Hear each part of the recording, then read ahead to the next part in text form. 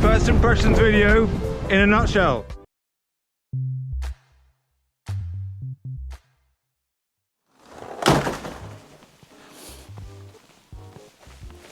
And when I say nutshell, I mean that I'm going to try and be as brief and as precise and as quick as possible for the first impressions video of the ALTRA Mont Blanc. So I've just been out on a very nice, super nice 55-minute ride in the shoe, and I can already decide where my thoughts and my opinions are going with the shoe. Most of them are pretty good, actually. Most of them are really good, and luckily they are not what I thought. I was a little bit concerned about the other things that I'd heard from YouTube, from Ryan Clayton and a few other people, that there was some issues with the heel slippage and also with the lacing system and the tubular lacing system. Even the midsole wasn't as sort of good and hyped up as they would like. But personally, I found them really, really good. And admittedly, this is the first run, but I'm going to talk into a lot of detail about everything about the shoe, from the grip, the midsole, the laces, the upper, the tongue, everything. So we're going to go through bit by bit in a second. But before that, quick stats about the shoe.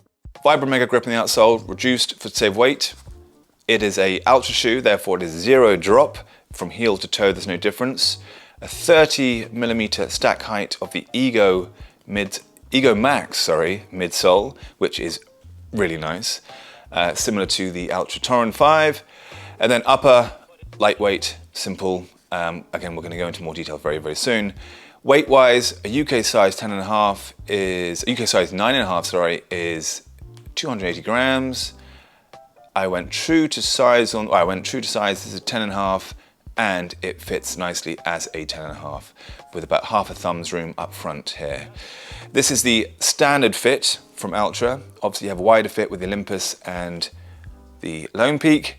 This is more of a standard fit, which is similar to the Timp, which might sound a bit strange coming from me, but actually it works due to the stretchy upper. But again, I will go into more detail about that. But that is a very quick overview of the shoe itself.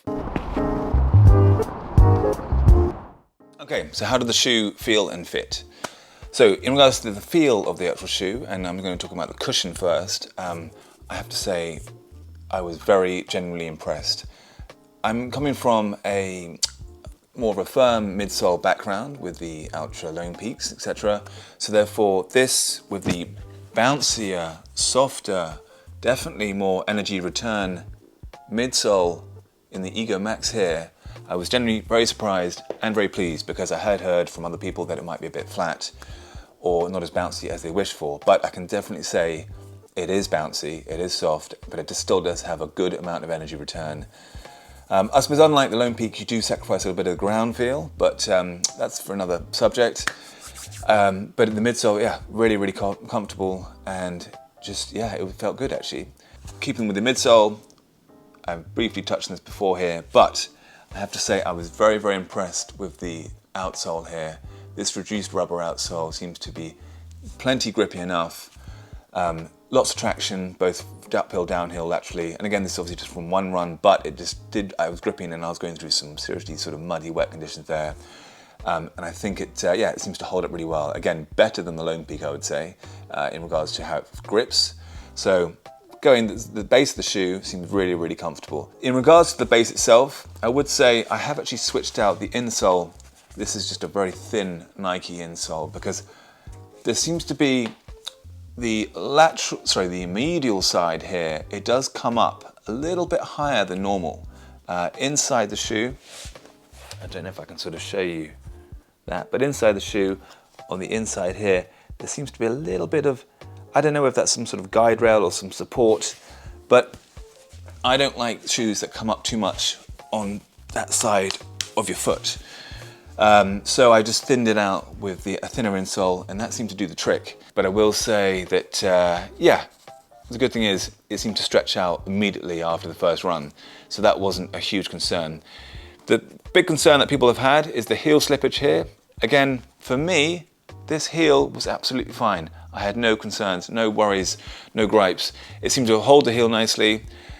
Stupidly, I went probably locked down too much on the top of the heel with the laces, therefore I was getting a little bit of pressure up here on the first 5-10 minutes, but once I loosened them off and got them right, that was fine. So I don't think you necessarily need to worry too much about, well, personally I didn't anyway, and obviously every foot and shoe is different, therefore it's hard to sort of, you know, one glove fits all. But for me, the heel seemed to be okay. It seemed to lock around nicely there, so I didn't have any issues with that. The good thing was, although it is a standard fit, the upper is accommodating. There is a good amount of stretch in this material, and this material is super soft. It's really, really comfortable against the foot. It's strange. It feels like a sort of silky lycra material that's very good. I would say that wouldn't want to take it through any thick, really sharp brambles or anything, because I don't think the durability is its plus point, but that said, extremely comfortable.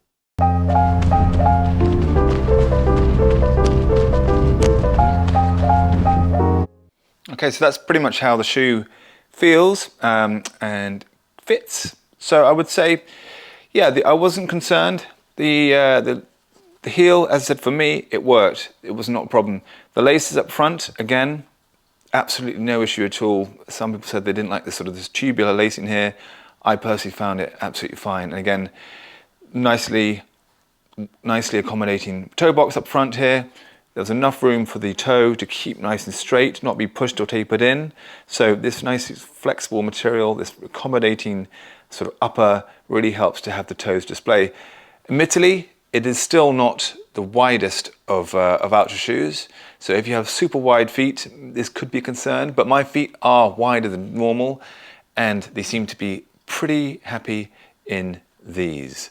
It's a shoe that I think most people should actually like, most people should get on with, unless you have ridiculously wide feet or you have, or on the flip side, you have very thin, not thin, sorry, you have very narrow feet which don't sort of fill up the shoe very much, and then I think you might have an issue with this heel slippage here. But personally for me, it was no problem. I really enjoyed the shoe, and I really thought that it could tackle pretty much anything in regards to the trails, the mud, grass, etc.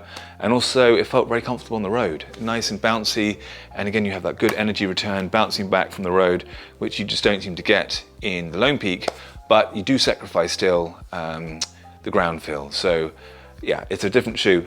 I will do a proper video on how it compares against the Lone Peak and the Olympus, because I think that's a good one, and I think there's a lot to say in regards to that. But in a nutshell, it's kind of out there on its own. It's a shoe on its own. I think TD Miller actually said the same thing. It's hard to compare it because it's just not the same as the other shoes, and it fits in its own little place as a sort of pretty speedy little racer. But it's not a super lightweight racer. It's not ultra light. It's, you know, as I said, it's 280 grams in men's UK size 9.5, which is, you know, comparable to the Hoka Evo Speedgoat. It is lighter than the Speedgoat, and that feels good. That's great. And if you're coming from a heavier shoe, it's going to work. You're going to like it, and you will notice the difference. One thing I've just remembered, actually, one thing that they could have got better is the tongue is just a bit too short, and this has been touched on before. It's not necessarily, there's still some padding in here, which is okay, take the pressure off, but for some reason they just made it very short, and I don't know why. That's it from me. I hope you enjoyed that. I hope it helps. I'm going to chuck as many miles in as I can into this shoe and give it a full rundown as soon as possible. But so far, really good, really happy, really impressed. A few little things, but no shoe is ever perfect. So I will, yeah, leave it there and say thanks for watching. See you soon. And if you haven't already, please do click that like and subscribe button because it really helps the channel and everything else. Right, see ya, bye, take care.